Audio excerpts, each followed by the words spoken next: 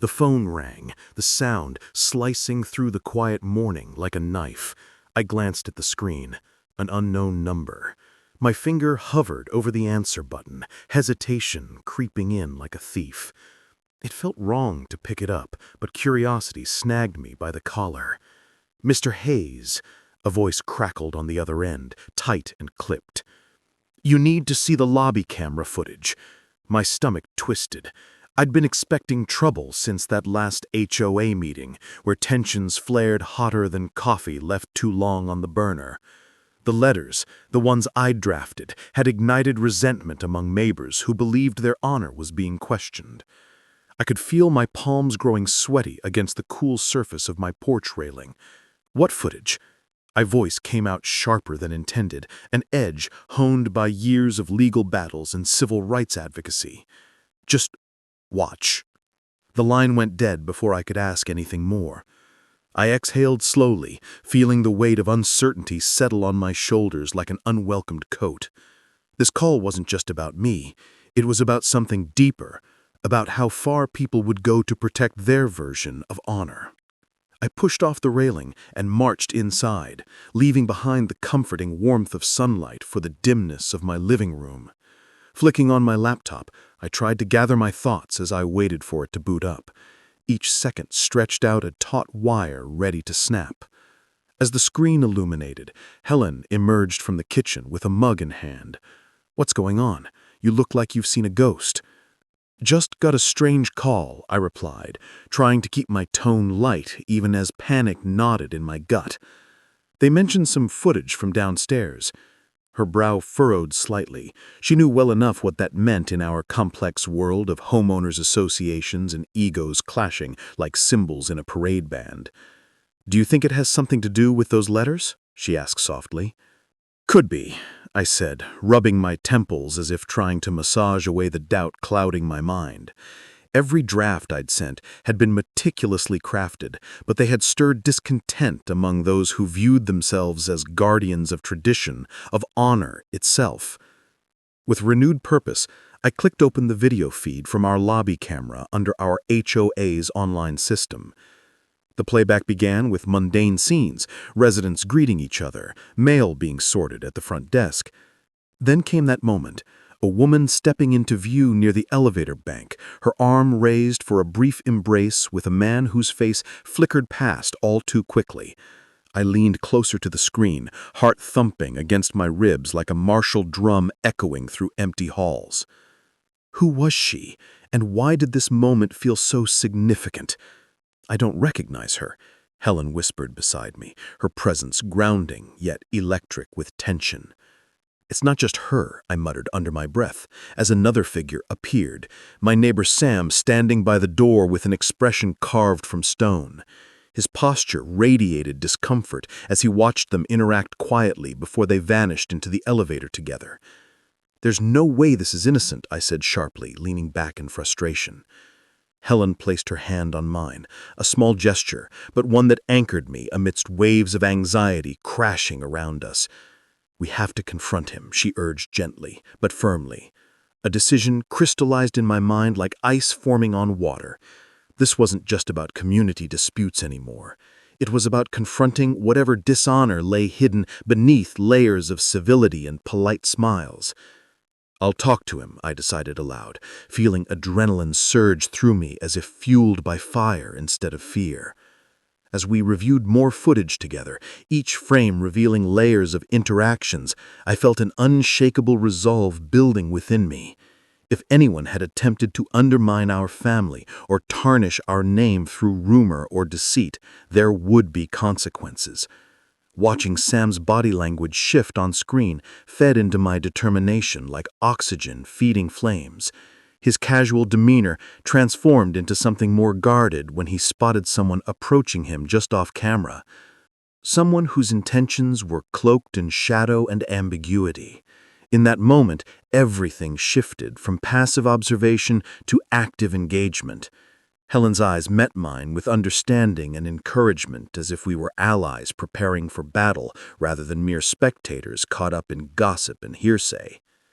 But even as we strategized how best to approach Sam later that day, with intentions woven tightly into our plans, the nagging question remained. Who was that woman, and what did she want? The lingering unknowns hung thick between us like smoke from a distant fire. While clarity beckoned ahead, uncertainty loomed behind us like dark clouds rolling over hills at dusk, a reminder that sometimes answers come at a cost we can't foresee yet, but must face regardless. The sound of the door creaking open broke the tense silence. I turned to see Helen, my daughter, stepping into the dimly lit office. Her face was flushed, a mix of determination and uncertainty written all over it. "Dad, we need to talk," she said, her voice steady, but tight as if she were holding back more than just words. I could sense something heavy in her stance, like a storm brewing on the horizon. "What is it?" I asked, leaning back in my chair. The old leather groaned beneath me. My heart raced. I had seen that look before, a mixture of resolve and fear that often preceded big decisions. "I've been thinking about the case," she replied, glancing at the stack of files on my desk. "What if we broaden our approach? We could involve community leaders, bring them into the fold." I raised my eyebrow, surprised by her suggestion. It was bold and risky. Bringing in others might dilute our focus. But then again, Helen always had a knack for seeing beyond the immediate obstacles. "But it'll complicate everything," I countered, frowning as I thought through potential ramifications. "We have enough challenges without adding more voices to this already delicate situation." "I know," she said quickly, urgency creeping into her tone. "But what if their support could tip the scales? We need to show we're not just fighting for ourselves, but for everyone affected by these injustices." As she spoke, I felt a shift within me, an awakening, perhaps. Here was my daughter standing tall with conviction in her eyes, challenging me to rethink our strategy. She was no longer just my little girl. She had become a force to be reckoned with. "Okay," I said slowly, feeling the weight of her words settle in my chest like lead. Her face lit up momentarily, yet there was still an edge of doubt lingering around her shoulders, as if she wasn't quite sure if she'd made the right choice either. We began mapping out potential leaders to approach, when suddenly there was a knock at the door, firm and deliberate. Startled, we exchanged glances just before I called out for whoever it was to enter. To my surprise, it was Marcus Collins, the local pastor who often spoke out against injustice in his sermons. He stood there looking resolute yet approachable, his round glasses catching the light just right. "Bob," he started, nodding at me before turning his gaze toward Helen. "I heard about your case and wanted to offer my support." Helen's eyes sparkled with hope at the sight of him. It was clear she believed he could add strength to our cause. "Thank you," she replied earnestly, while fiddling with a pen on my desk, a nervous habit I recognized from my own days in courtrooms. With Marcus now on board, strength surged through us like electricity coursing along power lines after a storm. But even amidst this newfound energy lay an unease gnawing at me, a question hanging over us like dark clouds. Would this alliance truly bring the change we sought, or would it drown us under too many expectations? I watched Helen as she started jotting down notes with rapid precision. Her passion ignited even further possibilities, while uncertainty lingered in my mind like shadows stretching across the walls of our small office space. The doorbell camera's light blinked, a tiny sun in the dimness of the porch. I could hear the faint echo of its chime, like an old friend calling me back to memories I thought I'd buried. The shadows stretched longer as evening approached, wrapping around me like a heavy blanket, and for a moment I hesitated. Kate stood on the other side of the door, her figure framed by the soft light coming from my living room. I could see her eyes darting nervously, searching for something familiar in this place that had once felt like home. She shifted her weight from one foot to the other, a dance of anxiety that tugged at my heart. I took a breath and opened the door wide enough for her to step inside. "Hey there," I said, trying to keep my voice steady despite the tremor beneath it. Memories swirled in my mind, laughter at family gatherings, whispered secrets under a starry sky. Each one was a thread weaving us together, but now they felt frayed and fragile. Kate stepped over the threshold cautiously, her gaze flitting around as if she were walking through a gallery of our past. "It's been a while," she said softly, her voice almost drowned out by the rustle of leaves outside. An awkward silence hung between us, thick with unspoken words. "Yeah, it has," I replied, stuffing my hands into my pockets to hide their trembling. My heart raced at this unexpected reunion. It was like finding an old photograph tucked away in a forgotten book. But what did we have left to say after all this time? As she looked around, the doorbell camera caught every moment. The way she chewed her lip anxiously or how her fingers played with the hem of her shirt. Each gesture felt magnified in that quiet space where so much history lingered. Just then, Sam came barreling down the hallway from his room. His enthusiasm lit up the dim atmosphere like fireworks on New Year's Eve. "Mom! Kate!" He rushed forward and enveloped her in a hug that seemed to erase years of distance instantly. "I missed you so much," Sam exclaimed, his youthful exuberance cutting through our tension like a knife through butter. Kate laughed and wrapped her arms around him tightly, her laughter ringing out pure and clear. I stood back for just a moment longer than necessary. Watching them reminded me of simpler times when life was filled with joy rather than unresolved conflict. But as quickly as it warmed my heart, an icy pang struck me. What had happened since those days? What had we lost? After they pulled apart, Kate turned towards me again with an intensity that made me uneasy. "We need to talk about Dad," she said firmly, yet there was hesitation beneath her resolve. The air thickened around us. It felt like standing at the edge of a cliff overlooking uncertainty below. "What about him?" My chest tightened involuntarily as I braced myself for whatever revelation lay ahead. She glanced at Sam briefly before continuing. "I found some letters he wrote. From years ago." Her voice shook slightly. It was as if she were holding fire in her hands. Dangerous, but illuminating all at once. Letters. A surge of curiosity mixed with dread surged within me. What secrets had been tucked away behind closed doors? What honor might hang in balance? "Yes," she pressed on, urgency creeping into her tone. "They reveal things about our family, about decisions he made." Her eyes searched mine for understanding, or perhaps forgiveness, a plea wrapped in fragility. Suddenly aware of how this conversation shifted power dynamics among us three, I felt both protective and vulnerable at once. "You shouldn't read things meant for your own peace," I said cautiously, as doubt crept into my mind like shadows creeping across an empty room. Sam watched us closely. His youthful face mirrored confusion and concern alike, a reminder that innocence often lies precariously close to uncomfortable truths. "They are part of our history," Kate shot back defiantly, but not without hurt layered beneath it all. It wasn't just about Dad anymore. It was about honor, the essence tethering us to our pasts and how far we might be willing to reclaim it. With each passing second ticking loudly against our silent backdrop filled with unasked questions and half-formed answers hanging heavy in the air above us, it dawned on me Kate was ready to unveil what remained hidden too long, not only for herself, but also for Sam. "Fine," I said finally through gritted teeth after weighing the consequences carefully against our fractured ties. My decision carried weight akin to stone dropped into still water, rippling outward with possibilities. A flicker of relief washed over Kate's face but quickly faded under layers of uncertainty still clinging tightly around us all. After all these years spent avoiding uncomfortable conversations, would we even know how to navigate through them effectively? As we settled into chairs surrounding our small kitchen table, adorned only by cups filled with lukewarm coffee, the doorbell camera silently recorded every shift unfolding before its glassy lens, ensuring nothing would remain unnoticed. What lay ahead remained uncertain, yet tantalizingly poised between discovery and potential heartbreak, woven intricately throughout each sentence, waiting patiently, yet ominously just beyond reach. The moment I stepped into the conference room, a chill swept through the air. The scent of stale coffee clung to the walls, mixing uneasily with the tension that seemed to pulse between us all. My heart raced as I took my seat at the long oak table, feeling every eye in the room bore into me like a spotlight. Helen sat across from me, her fingers tapping nervously against the polished surface, I could see the way her brow furrowed, a storm brewing behind her calm facade.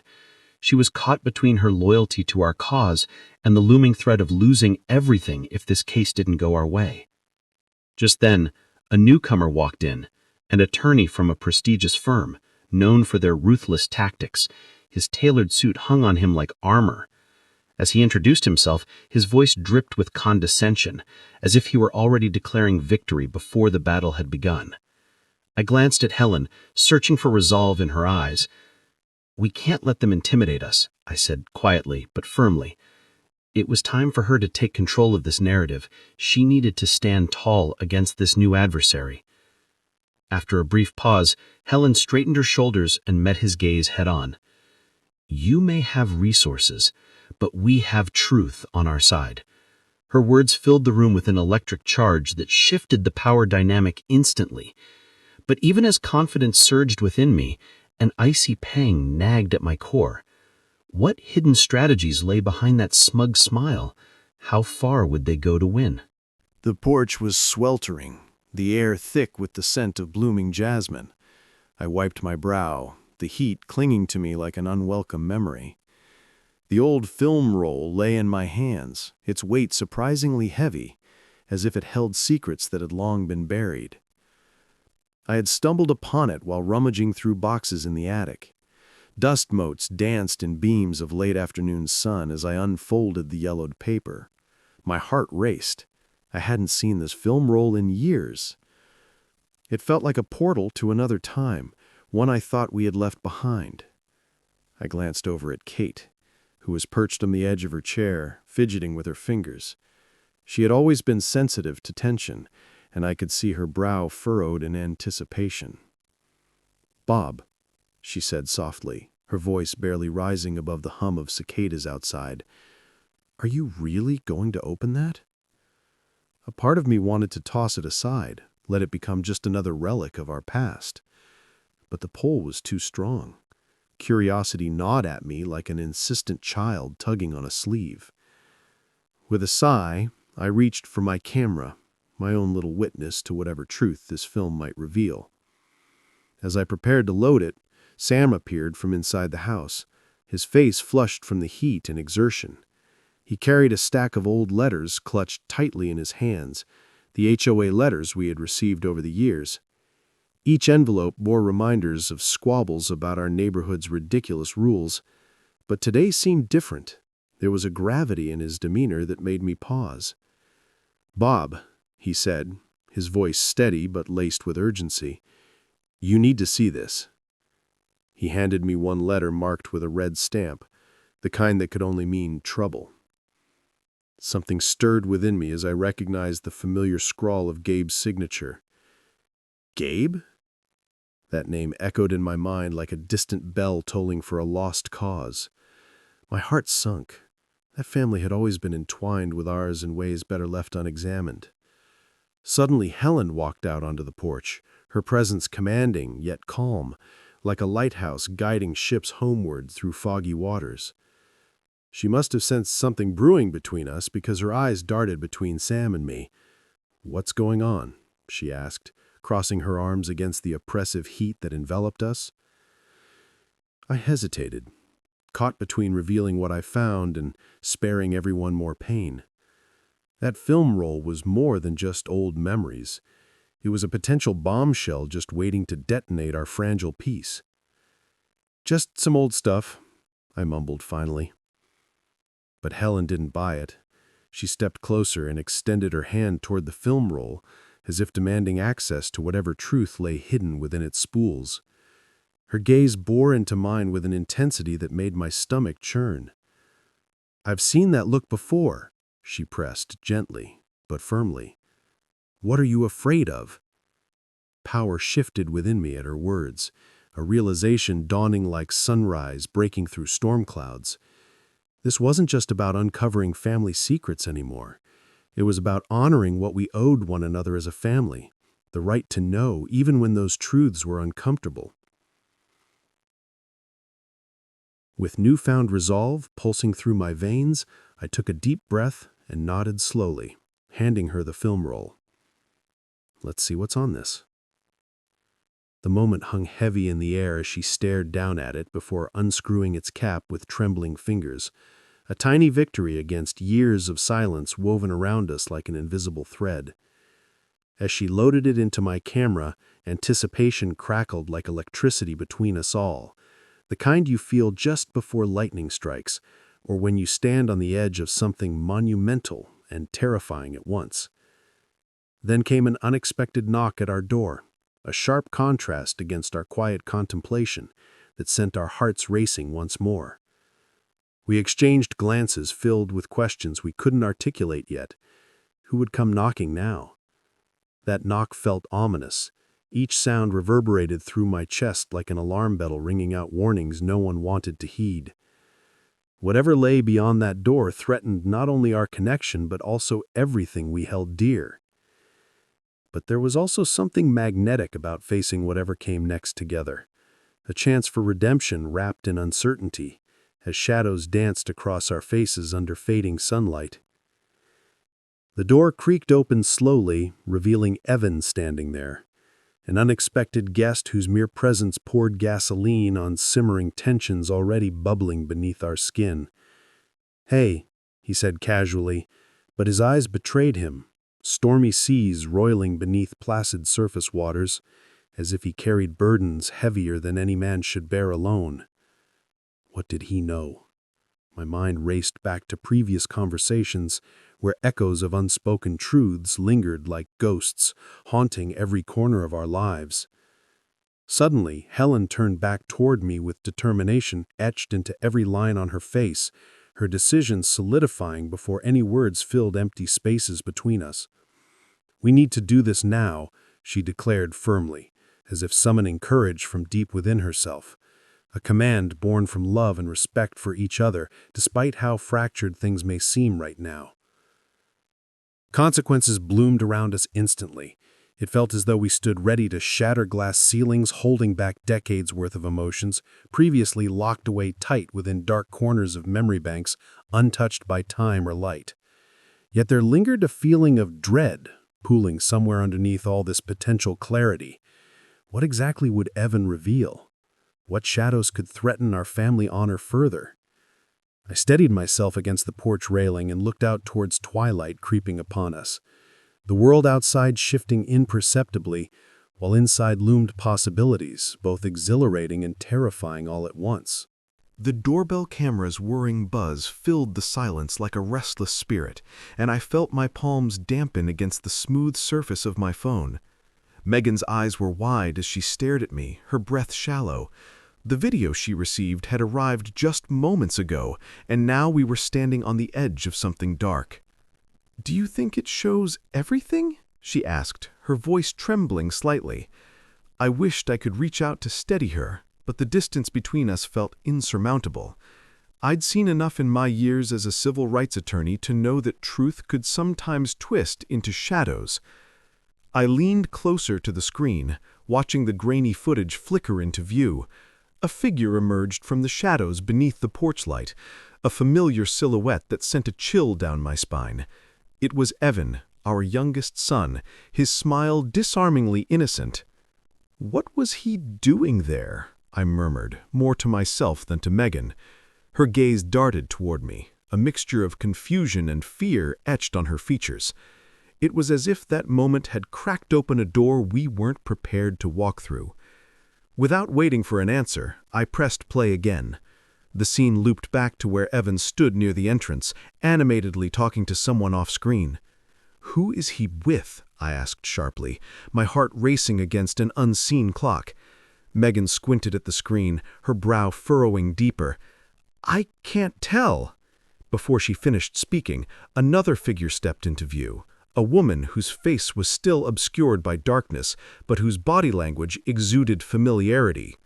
They embraced briefly before turning toward the elevator. My stomach nodded. Something about that connection felt wrong.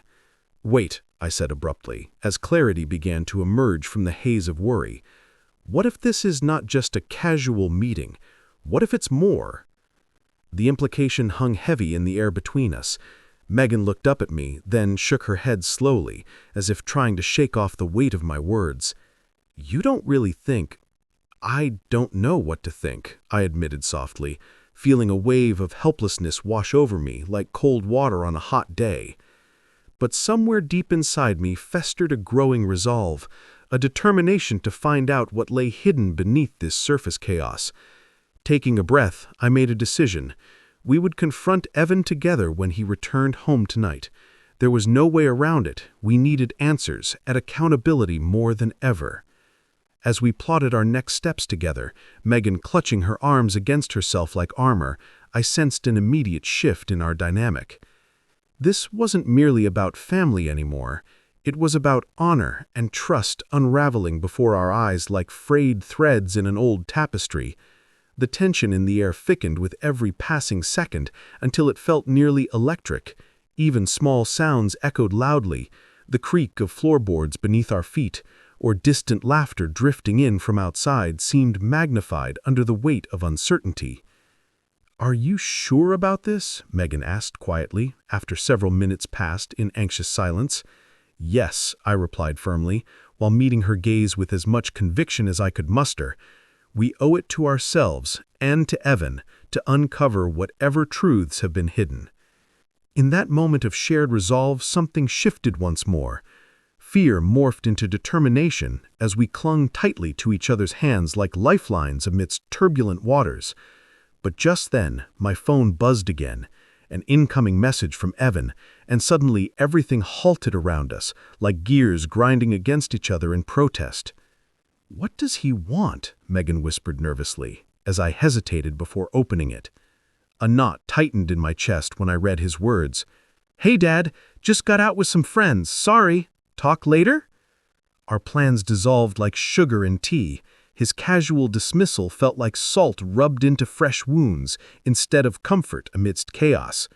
Was this his attempt at evasion, or perhaps something deeper?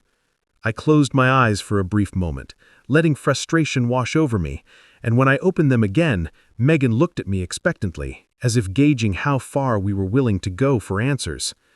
"We need more than just videos or texts," I announced, while carefully considering our next move, the stakes looming larger than life itself, threatening all that we held dear within this fragile web woven through time and trust. But even as I spoke those words aloud into existence, one nagging thought lingered just beyond reach. Who else had been involved in this tangled mess? The air thickened with tension as Helen adjusted her glasses, the lenses reflecting the fluorescent lights like tiny mirrors capturing secrets. I could see her fingers tremble slightly as she clutched a folder filled with evidence we'd painstakingly gathered over the last few weeks. "Bob," she said buoyantly, "what if we lose this? What if all this work amounts to nothing?" I felt the weight of her doubts settle heavily in my stomach.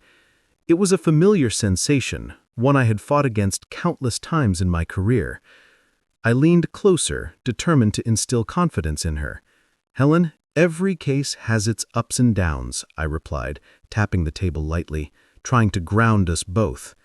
"But if we don't take this chance, we'll never know how far our efforts can reach." Just then, the door swung open with a creak that echoed through the dim room. In strode Tom, our lead investigator, his face flushed as though he had sprinted from across town.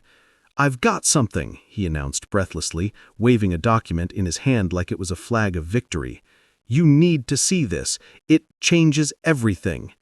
Helen's eyes widened, hope flickered back into them like sunlight breaking through storm clouds. She reached for the paper eagerly, and I could feel the shift in energy around us.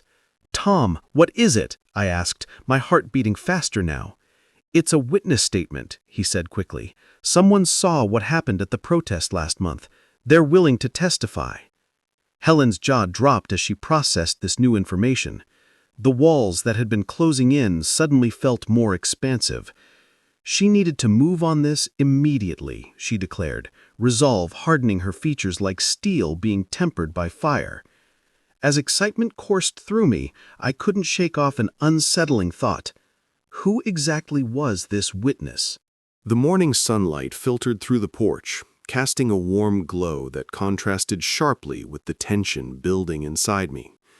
I could hear the distant rustle of leaves in the breeze, but all I felt was a tightness in my chest.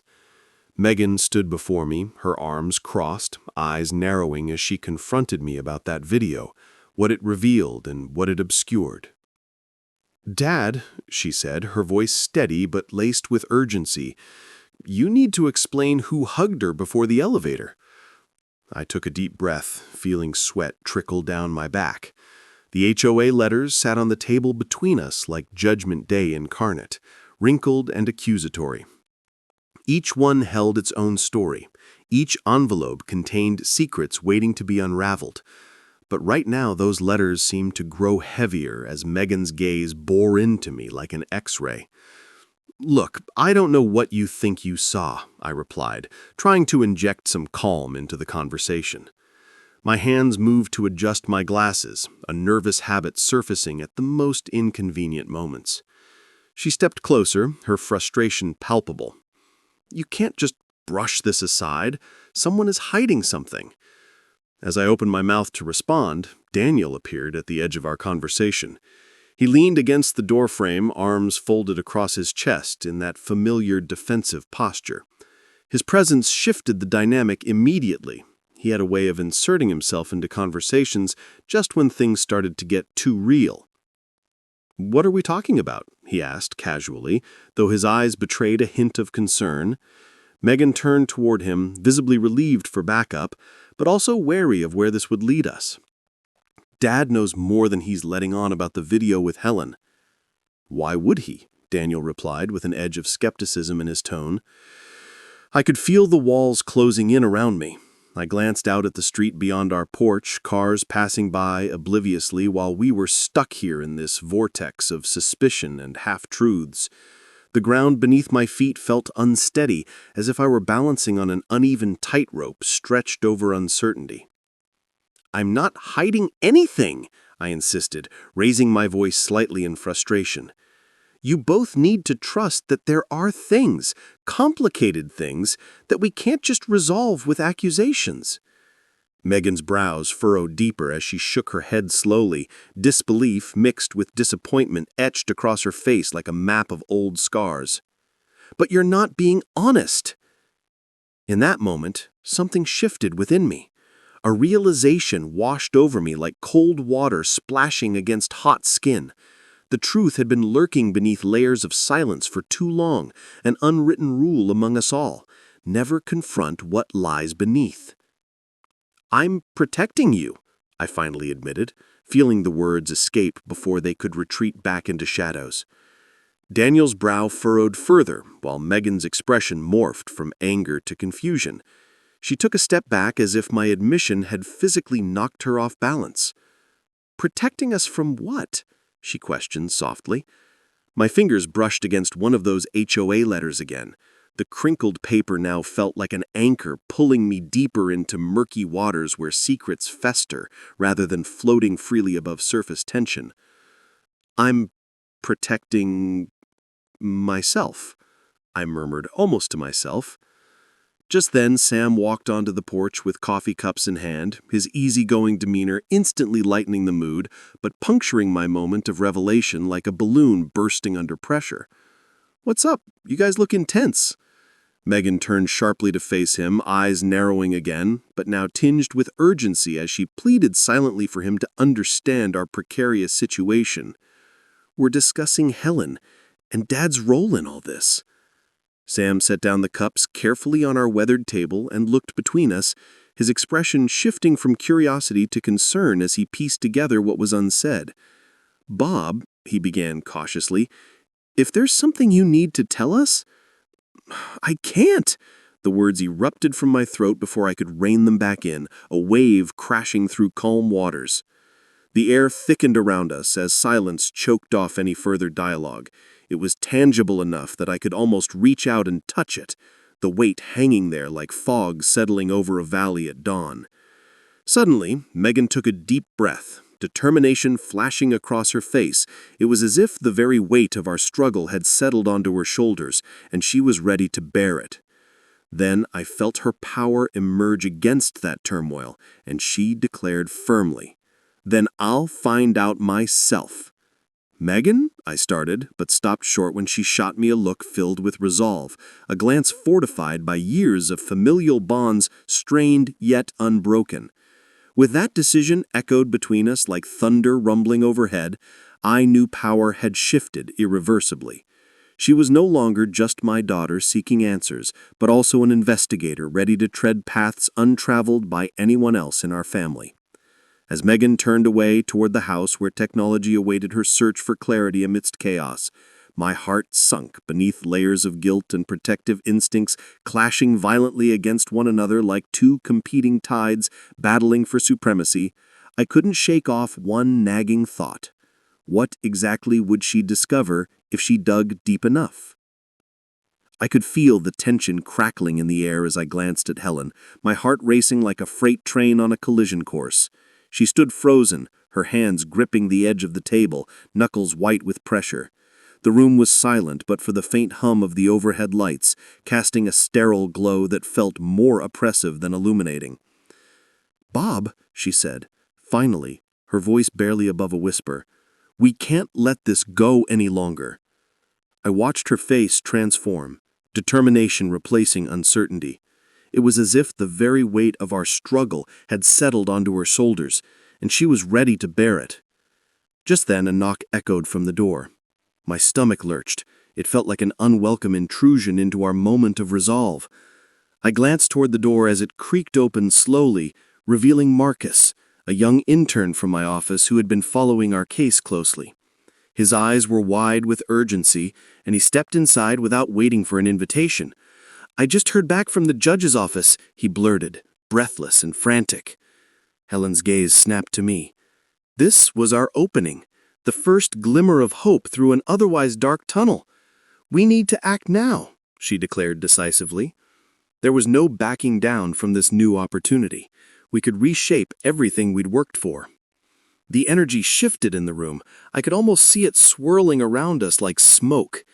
There was a sense of power surging through us all, tangible and electric. Yet even amid that surge, questions remained unanswered. What would be our next step? Would we be ready? The sound of the wind rustled through the leaves, a whispering tension that mirrored my anxiety. I could hear Evan's footsteps approaching the porch, each step a metronome ticking down to an awaited confrontation. This wasn't just any conversation. It felt like a reckoning, echoing decades of buried truths. "Bob," Evan called out, his voice steady yet laced with an urgency that pulled at my gut. I turned to face him, trying to mask my apprehension behind a calm facade. He had spent countless hours combing through our family files and old letters, digging deeper than I ever thought he would. It was one thing to sift through history. It was another to confront it head-on. "What are you reading?" I asked, nodding toward the tattered quota log cradled under his arm like a fragile bird. It had been the backbone of our family's struggles, but also a reminder of our triumphs. The pages were worn from years of handling, stories etched into every crease and fold. He hesitated before responding, the weight of silence heavy between us. "It's about how we navigated quotas back in the day, how you fought for justice."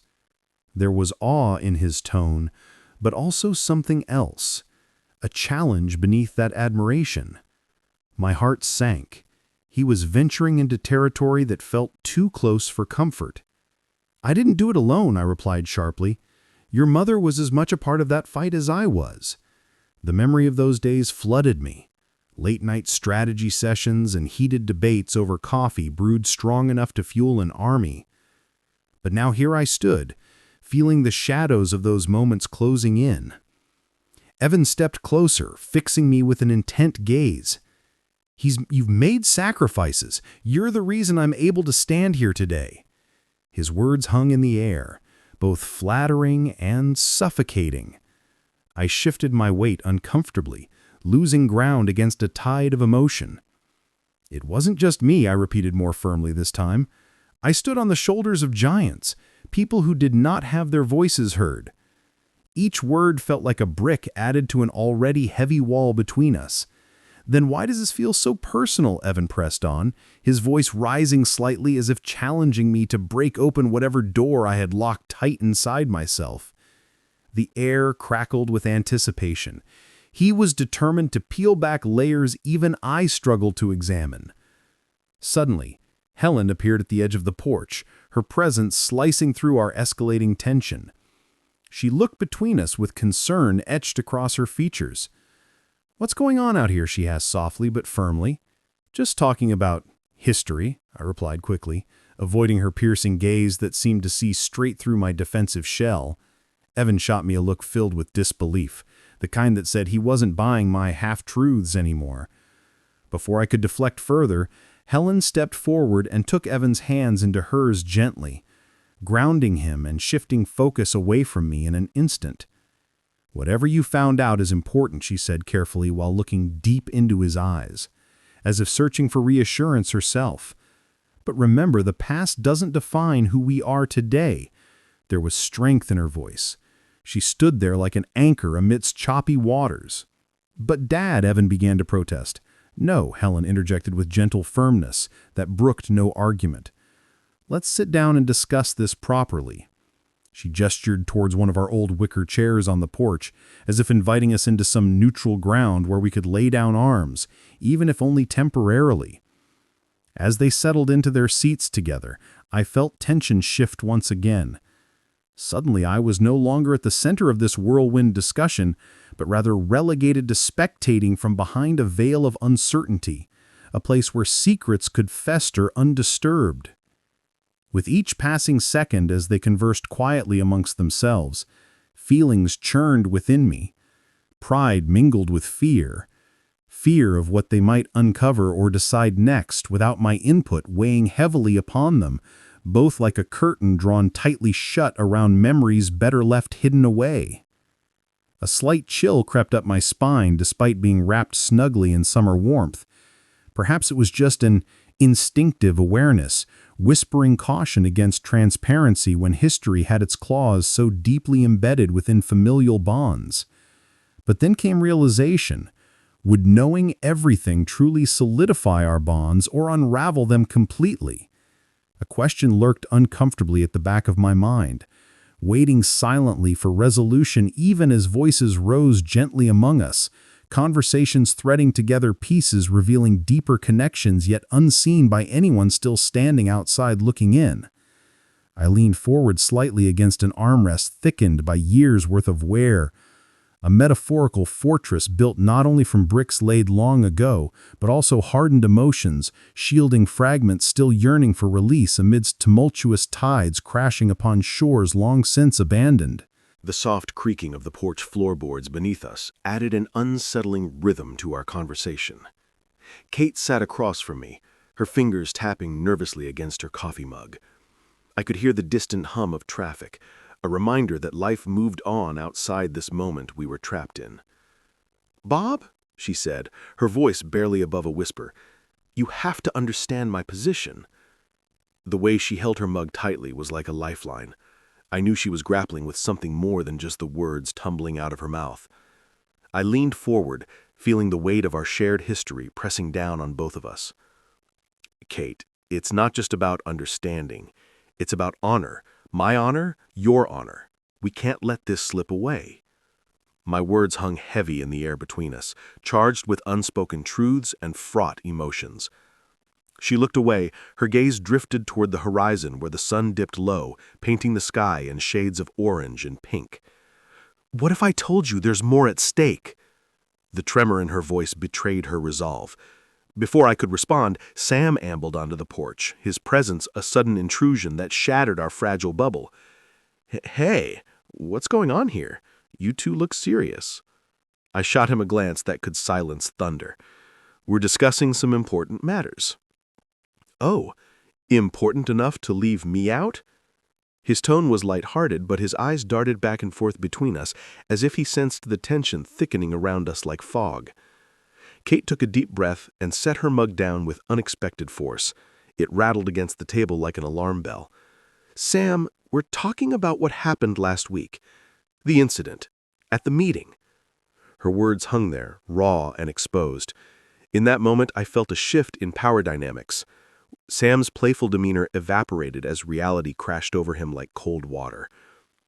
He straightened up and crossed his arms defensively. What about it? I decided to take charge again. This wasn't going to derail into another chaotic spiral of half-truths and distractions. We need to address what went wrong, who deserved recognition, and who didn't. Kate met my eyes with fierce determination now, a spark ignited within her that hadn't been there before.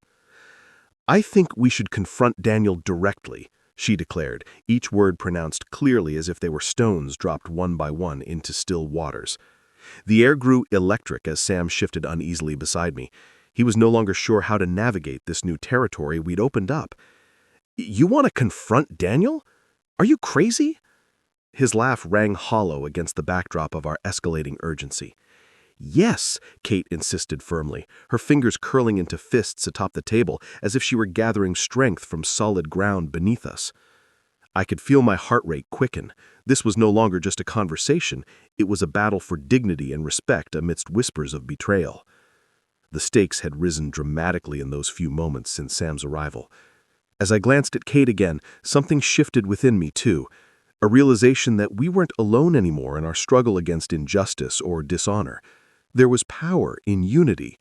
Perhaps we could face Daniel together after all. But even as hope flickered like candlelight in my chest, I couldn't shake off an unsettling feeling gnawing at me from within. What if confronting him pushed things beyond repair? Would it ignite old wounds rather than healing them? All right, I finally conceded, after weighing our options carefully, my voice steady despite its inner turmoil.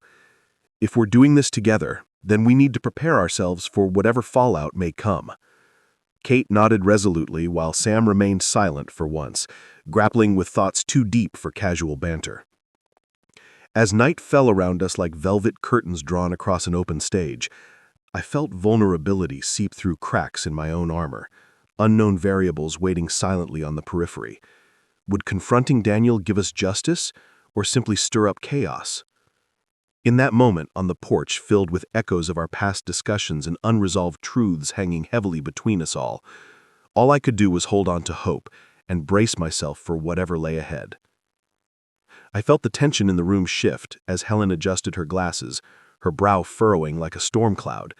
The air crackled with unspoken words, and I could almost hear the gears in her mind grinding away. Helen glanced at the documents sprawled across the table, each page a potential weapon or shield.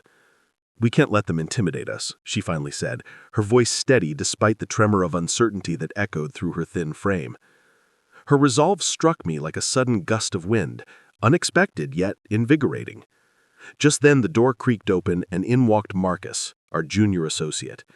His face was flushed and he waved a stack of papers like an amateur magician revealing his tricks. "I found these," he panted, rushing to our side.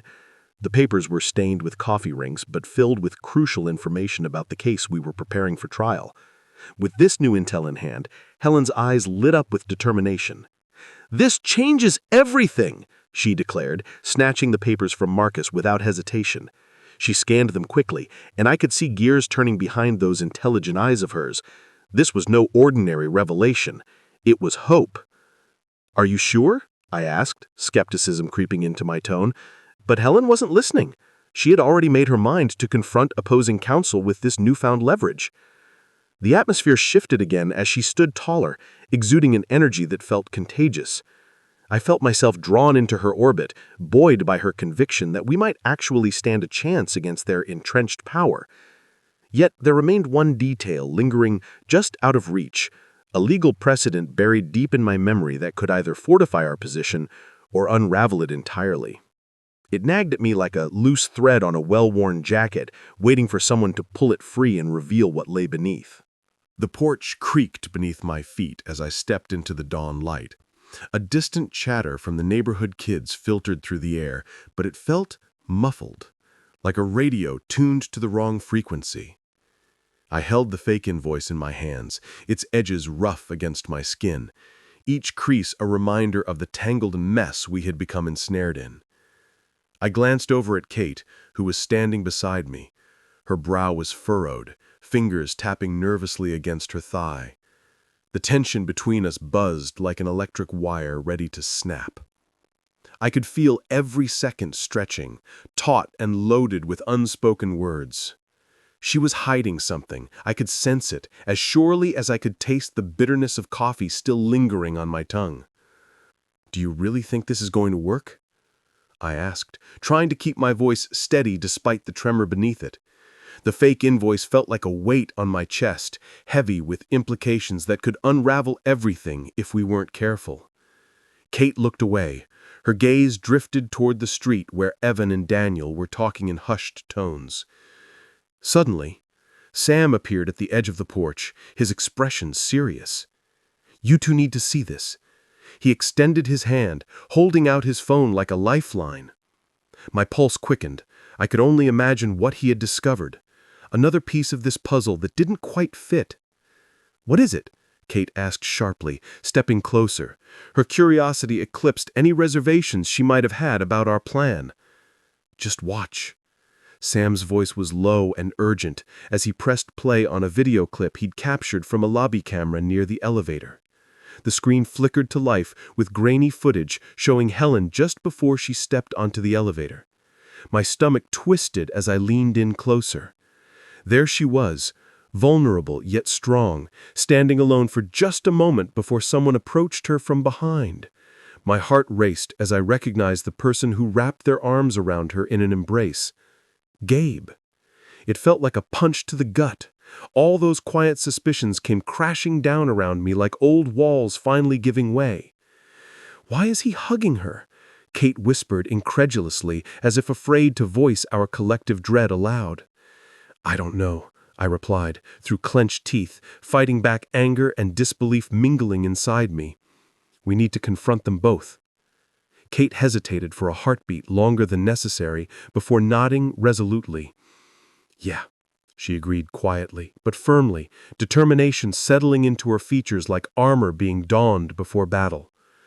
As if sensing our decision shift like wind changing direction, Sam lowered his phone with gravity-laden anticipation etched across his face. "They're meeting again tonight," he said softly, almost reverently, as if uttering some sacred rite that would seal our fates for good. Immediate consequence hung palpably in the air between us now, clarity cut deeper than any blade ever could. We weren't just dealing with Helen's choices anymore, but an entire web of deceit that threatened everything we held dear. The honor woven tightly within our family ties fraying at every corner. Decision made. I straightened up with newfound purpose coursing through me like adrenaline flooding an athlete's veins before competition begins anew. "Let's come together tonight, then." My voice took on a commanding tone that surprised even myself, a small flicker of leadership igniting amidst uncertainty's fog. Yet even as we agreed upon this course of action, something lingered just out of reach. The nagging question of what Helen knew about Gabe's intentions or how deep their connection truly ran. Each moment leading up to tonight felt charged with electricity, anticipation crackling in waves around us while defiance simmered beneath layers built over years spent navigating our complicated lives, intertwined with secrets waiting patiently for revelation's light. The door swung open, and Helen stepped inside, her eyes scanning the dim light of my office. I could feel the weight of her determination pressing against me like an iron bar. She had always been a force of nature, but today she brought an electric charge that crackled in the air. "Bob," she said, urgency lacing her voice, "we need to act now. They're planning something big." I leaned back in my chair, fingertips brushing over the worn leather as I processed her words. It was one thing to hear rumors and whispers, it was another to have Helen laying it bare before me. The tension between us thickened, a taut line ready to snap. "What do you mean?" I asked, trying to keep my voice steady despite the storm brewing inside me. Her revelation felt both exhilarating and terrifying, a double-edged sword. "There's a march next week," she explained, her hands gesturing animatedly as if she were weaving a tapestry with invisible threads. "They're targeting our community center for a protest. We can't let them take over." As soon as those words left her lips, instinct kicked in. I stood up, pacing across the room while considering our options. The wooden floor creaked beneath my feet, echoing the tension in my mind.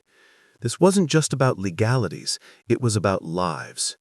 Our lives. Helen watched me closely, assessing every step I took until I finally halted in front of her. "We need to gather support," I said firmly, feeling newfound resolve surge through me like fire igniting kindling. She nodded vigorously, and I could see the gears turning behind her eyes. In that moment, we became allies bound by a shared mission once again, the kind of partnership that had weathered countless storms together. Just then there was a soft knock at the door, and it swung open before either of us could respond. A young intern from our firm peeked in with wide eyes and apprehension etched on his face. "Sorry to interrupt," he stammered, stepping into the room hesitantly. "But they just announced it on the news." What came next hung in the air like an unspoken threat, casting a shadow over everything we just discussed. The atmosphere shifted palpably as uncertainty loomed large between us. Just how far would they go?